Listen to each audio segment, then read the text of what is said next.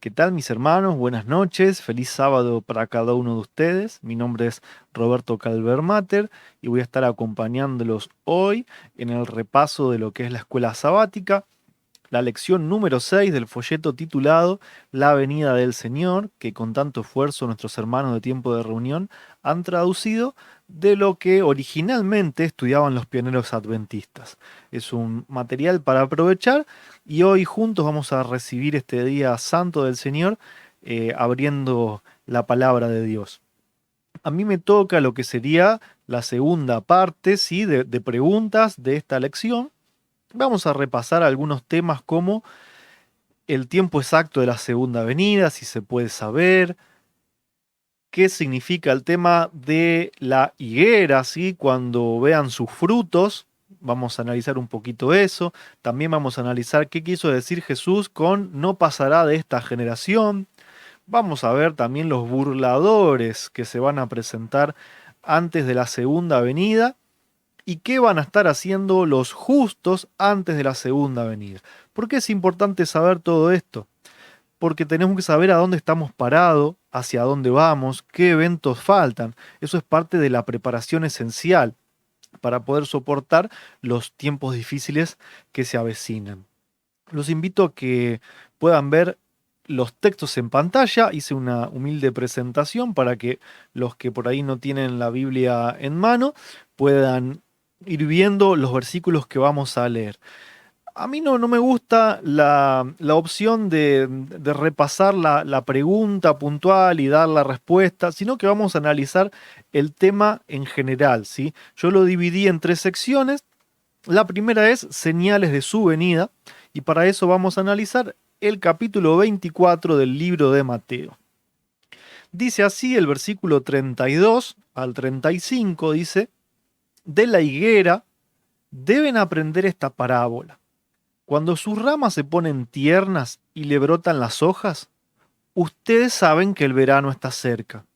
De la misma manera, cuando ustedes vean todas estas cosas, sepan que la hora ya está cerca y que está a la puerta. De cierto les digo que todo esto sucederá antes de que pase esta generación.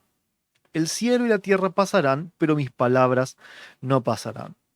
En cuanto al versículo 32, no sé si ustedes alguna vez han visto una higuera. Yo tengo una higuera acá en casa, que es muy curioso porque después de dar sus frutos se le caen todas las hojas y quedan cientos de ramitas sin ningún tipo de color verde, todas ramitas marrones peladas. Es como un esqueleto de ramas peladas.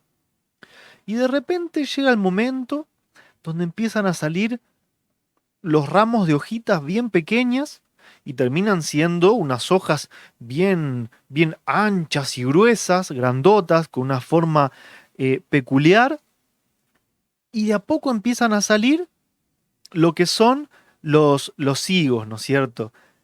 Y es un momento, la verdad que es breve, no pasan muchos meses como otro tipo de frutas, sino que en un corto tiempo, por lo menos acá en mi casa, paso de ver un esqueleto de ramas a una higuera absolutamente plagada de frutas, donde los pájaros vienen y se comen la fruta incluso antes de que maduren.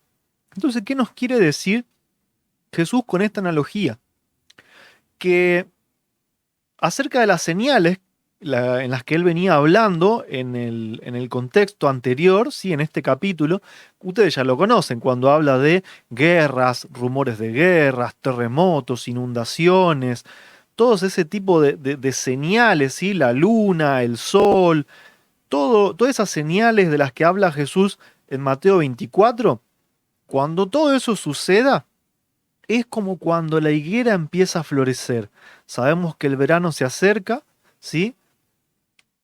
Cuando veamos esas señales, sabemos que la venida está cerca, ¿sí? No va a ser un tiempo largo en comparación a lo que fue la historia de este mundo, ¿sí? Se dice que este mundo va a tener una historia de 6.000 años de pecado. Algunos creen que es exacto, algunos eh, más o menos relativo, pero nadie duda que hay una referencia cierta en cuanto a eso. Y lo que quiere decir Jesús es que no van a pasar 1.000 años desde que la higuera empieza a florecer hasta la segunda venida, sino que en comparación pueden ser unos pocos años, alguna decena de años, que es muy poquito en comparación a los milenios, ¿no es cierto? Ahora, de la misma forma, nos dice que cuando veamos estas cosas, los terremotos, inundaciones, las guerras, sepamos que la segunda venida está a las puertas. Por eso es muy importante estar atento a lo que pasa en el mundo, ¿sí? No abstraernos, no encerrarnos en una cueva, porque no ganamos nada, no sabemos a dónde estamos parados, no sabemos cuánto falta, no podemos estar alerta ni podemos alertar a los demás. ¿Qué quiere decir Jesús cuando menciona que todo esto sucederá antes de que pase esta generación? Bueno, él no se está refiriendo a su generación, porque si no hubiese mentido. Ya pasaron 2.000 años, todos se murieron, sus hijos, sus nietos, sus bisnietos, sus tataranietos, y Jesús todavía no vino, sino que él está haciendo referencia justamente a la generación que empieza a ver las señales. Esta generación que empieza a ver más terremotos que de costumbre, más guerras y rumores de guerras que de costumbre, cuando empieza a ver todas las señales proféticas, esta misma generación es la que va a ver a Cristo viniendo en gloria, ¿sí? A eso se refiere Jesús. Dice, el cielo y la tierra pasarán, pero mis palabras no pasarán. Esto nos da la bendita seguridad que podemos confiar en sus promesas, en sus cuidados, y que todas las profecías que aparecen en la Biblia se van a cumplir. Así como muchas se cumplieron, las que aún restan también se van a cumplir. Entonces, respondiendo a una de las preguntas de la lección de la escuela sabática, ¿se puede saber el día y la hora exacto? No, de ninguna manera. Ahora, ¿podemos saber cuando el tiempo está muy cerca? Sí lo podemos saber. ¿Por medio de qué? De las señales, ¿sí?, que suceden en el mundo, de los desastres naturales, de los acuerdos políticos y de los cumplimientos proféticos. Eso nos puede dar una idea bastante acabada de cuándo va a ser el fin de todas estas cosas. Ahora, el día y la hora no se puede llegar a saber. ¿Por qué? ¿Por qué no se puede llegar a saber? Vamos a seguir avanzando en estos versículos, del 36 hasta el 39. Dice, en cuanto al día y la hora, nadie lo sabe, ni siquiera los ángeles de los cielos, solo mi Padre lo sabe. Googleando, me encontré con una página que se llama, o es de Instituto Judaico, y cuenta que Jesús estaba haciendo referencia con estas palabras a una costumbre que tenía que ver con el casamiento del pueblo judío, los casamientos, ¿no? Cuando una pareja se iba a casar, el esposo le decía tanto a la esposa como a los invitados, algo así, voy a parafrasear. Mira, entre el martes y el miércoles yo voy a venir. No te puedo decir exactamente el día y la hora exacta, porque eso solo le corresponde anunciarlo a mi padre. Yo no te lo puedo decir, pero estén atentos, ¿sí? Porque la fiesta está preparada. Y esto mismo lo podemos ver en la parábola de las 10 vírgenes. Yo decía, ¿cómo las 10 vírgenes están esperando, no saben cuándo viene el novio, se quedan dormidos? Hoy en día es tan fácil hacer una invitación con día y horario exacto y que todos lleguen puntualmente. ¿Por qué las 10 vírgenes están que no saben cuándo viene? Y es precisamente porque también está basado en esta costumbre de los casamientos hebreos, ¿sí? En donde solamente le correspondía al padre decidir el momento exacto donde el novio iba a llegar a las bodas. Entonces a eso hacía referencia Jesús, ¿sí? No significa que no haya una hora que ya esté programada en el gran reloj de Dios, sino que lo que significa es que solamente está en la potestad de Dios el Padre decidir ese momento exacto en que llega el novio. El 37 dice, la venida del Hijo del Hombre será como en los días de Noé. Pues así como en los días antes del diluvio la gente comía y bebía y se casaba y daba en casamiento, hasta el día en que no entró en el arca, y no entendieron hasta que vino el diluvio y se lo llevó a todos. Así también será la venida del Hijo del Hombre. Entonces, la gente que no está atenta a las señales, la gente que no conozca las profecías, que no sepa lo que significa las palabras de Jesús, van a estar divirtiéndose, comiendo, casándose, en sus planes, construyendo sus casas, estudiando sus carreras universitarias, y va a venir el desastre repentinamente sin que se den cuenta y se los va a llevar a todos como sucedió con el diluvio. Y eso es lo que dice ahora los versículos del 40 al 42, ¿no es cierto? Entonces estarán dos en el campo y uno de ellos será tomado y el otro será dejado. Dos mujeres estarán en el molino y una de ellas será tomada y la otra será dejada. Por tanto, estén atentos porque no saben a qué hora va a venir su Señor. Acá Jesús lo que nos dice es que tenemos que estar atentos a las señales. Ahora, te puede llamar la atención la fotito que puse. Quédense tranquilos, no creo en el rapto secreto, pero voy a aprovechar en unos segundos o en un minutito a explicar el por qué muchos, al arrancar este texto y descontextualizarlo, cuando dice que unos serán tomados y otros serán dejados, creen que de forma secreta Jesús va a venir a tomar a su iglesia, a los justos, van a desaparecer y solamente van a quedar los malos. Para eso les traje el análisis de la concordancia Strong, ¿sí? De la palabra dejado, para los que creen en el rapto. Los que son dejados significa que es algo negativo, ¿no es cierto? Que Dios los dejó, que no se los llevó. Sin embargo, la palabra dejado, que es apiemi, significa ser perdonado, ser dejado en el sentido de no ser llevado a perdición, ¿sí? Dejó, perdonado, dejado, para dejar, dejar en paz, permiso. Dejó, perdonados, dejado, otra vez repite, ¿no es cierto? Perdonados, dejado, deja, dejad, dejando, perdonado. Entonces es al revés de lo que cree todo el mundo. Cuando dice dos estarán en el campo, uno será tomado, el otro será dejado, significa que cuando venga la destrucción, el que será tomado es tomado para ser destruido. Fíjense que la palabra tomado es para lambanó, que una de las formas de usarse es tomar agresivamente. Significa que, vamos a suponer, viene la destrucción, viene el diluvio y fuiste tomado. Esto es que vas a ser muerto, ¿sí? En cambio, el que es dejado es porque es perdonado. Entonces esto nos muestra que es contrario a lo que cree la mayoría de las personas. Cuando dice que dos estarán en el campo, significa que nosotros tenemos que continuar con la vida, que hay mucha gente que va a estar en su vida normal, pero atento a las señales. Entonces cuando venga la destrucción, esos justos van a ser perdonados y otros van a ser llevados para ser destruidos. Eso es lo que significa ese texto. Ahora dice el versículo 43, pero sepan esto, que si el dueño de la casa supiera a qué hora va a venir el ladrón, se quedaría despierto y no dejaría que robaran su casa. Por tanto, también ustedes estén preparados, porque el Hijo del Hombre vendrá a la hora que menos lo esperen. ¿Quién es el siervo fiel y prudente al cual su señor deja encargado de los de su casa para que los alimente a su tiempo? Bien por el siervo que cuando su señor venga lo encuentre haciendo así.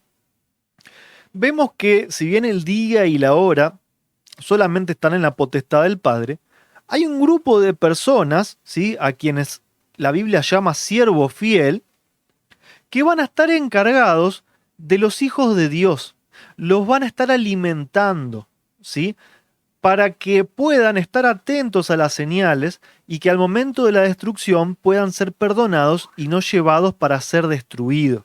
Esto es lo que quiere decir este texto, ¿sí? Que por más que el Hijo del Hombre vaya a venir a la hora que menos lo esperen, va a haber siervos fieles que van a estar alertando a la gente para que puedan estar atentos a los tiempos y a las señales. Los burladores, vamos a la segunda sección. ¿Qué son los burladores? Según el apóstol Pedro en su segunda carta en el capítulo 3 dice: pero antes deben saber que en los días finales, o sea, antes de la segunda venida, vendrá gente blasfema que andará según sus propios malos deseos, y que dirá: ¿qué pasó con la promesa de su venida? Desde el día en que nuestros padres murieron, todas las cosas siguen tal y como eran desde el principio de la creación.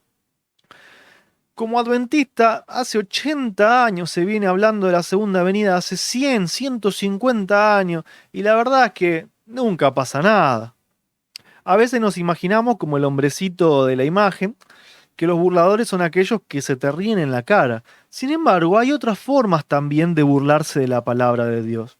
Por ejemplo, cuando una iglesia completa dice que la segunda venida ya no es inminente, sino que es pronta, se está burlando de la palabra de Dios. Porque Dios dice en su palabra que cuando las señales comienzan, esa generación va a ver la segunda venida. Y cuando relativizamos la inminencia de la segunda venida y le ponemos un pronto que puede significar varias generaciones y que como mensaje subliminal da: tranquilo, vos seguí en lo tuyo, hacé planes de acá a 50 años, no te fijes en lo que está pasando, porque esto va a seguir igual que en los últimos 100 años, que todos decían que Cristo viene y la verdad es que no viene.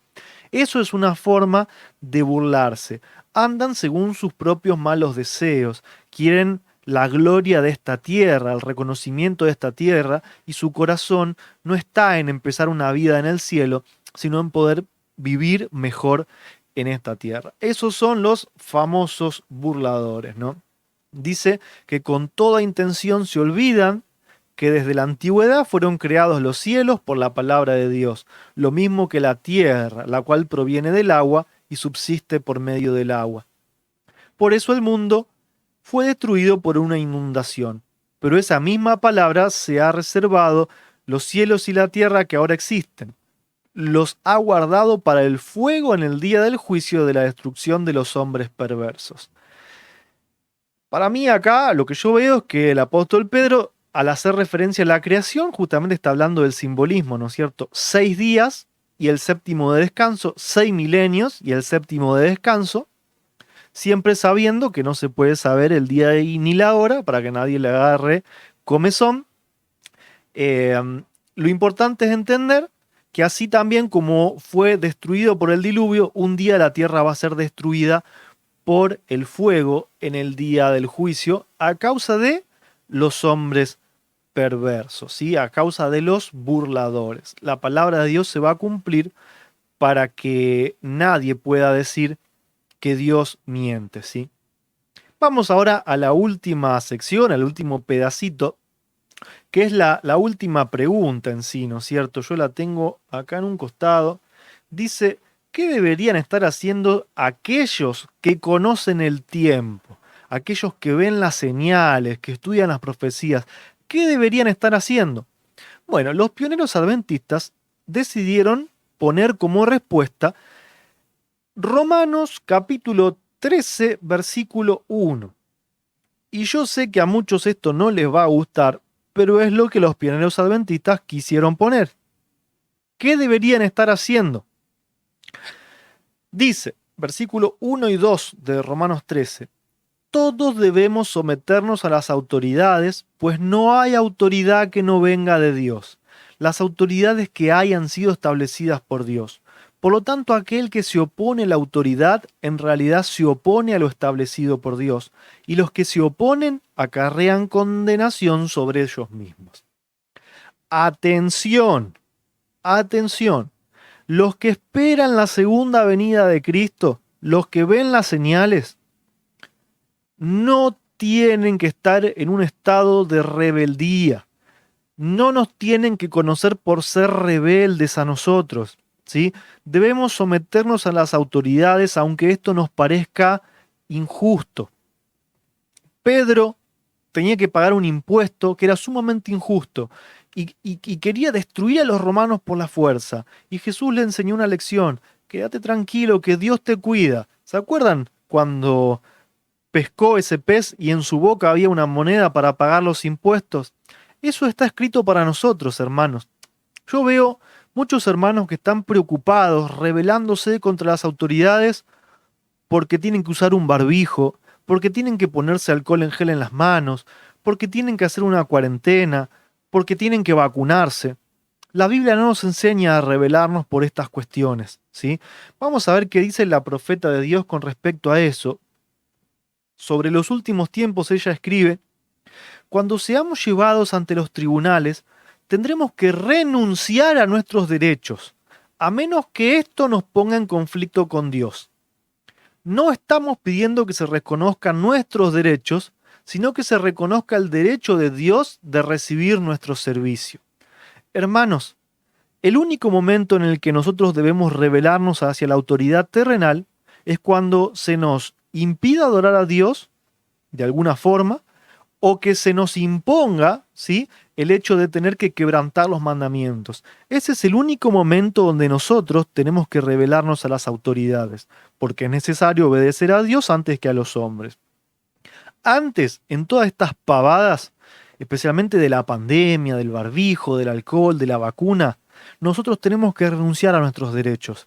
Nosotros tenemos que saber que tenemos un Dios poderoso, ¿sí?, que no va a permitir que yo me muera por respirar mi propio CO2, ¿sí? Es una tremenda pavada pensar que Dios a mí no me puede cuidar por respirar el propio aire de mi barbijo. Es una pavada creer que Dios no me puede proteger de ser vacunado. Es una pavada creer que yo tengo que ser conocido por el rebelde que no respeta la cuarentena. Nosotros tenemos que respetar a las autoridades hasta el momento donde eso nos ponga en un punto de quiebre entre elegir a Dios o a los hombres. Y en el resto, aunque sean cosas injustas, aunque no nos gusten y aunque nos parezcan que está mal, todas las autoridades están puestas por Dios, incluso si son injustas, y están puestas para probar nuestra paciencia, porque la Biblia dice: aquí está la paciencia de los santos, los que guardan los mandamientos de Dios y tienen la fe de Jesús. Los santos de los últimos días van a tener paciencia, no son personas arrebatadas y rebeldes, tienen mucha paciencia, son mansos como palomas, pero son astutos como serpientes. Hermano, no permitas que te conozcan por ser un rebelde en cosas sin sentido, que te conozcan por predicar el verdadero mensaje del tercer ángel, por predicar sobre la ley de Dios, sobre sus mandamientos, que nos conozcan por el mensaje que hay que dar al mundo y no por ser rebeldes sin sentido. Esa es la conclusión que yo saco de lo que los pioneros creían, ¿sí? Por eso es que pusieron el texto de Romanos 13. Entonces, estemos preparados, hermanos, porque la segunda venida está cerca. La higuera ya empezó a florecer, ya tiene hojas, los frutos están creciendo y nosotros somos esa generación que va a ver la segunda venida, ¿sí? No caigamos en la trampa de los burladores, no nos dejemos engañar por estas personas que andan según sus propios malos deseos y no nos rebelemos frente a las autoridades por los derechos propios. Renunciemos a nuestros derechos hasta el momento donde eso nos impida adorar a Dios. El único derecho que nosotros tenemos que defender es el derecho de Dios de ser adorado por nosotros. Bendiciones para cada uno de ustedes y feliz sábado.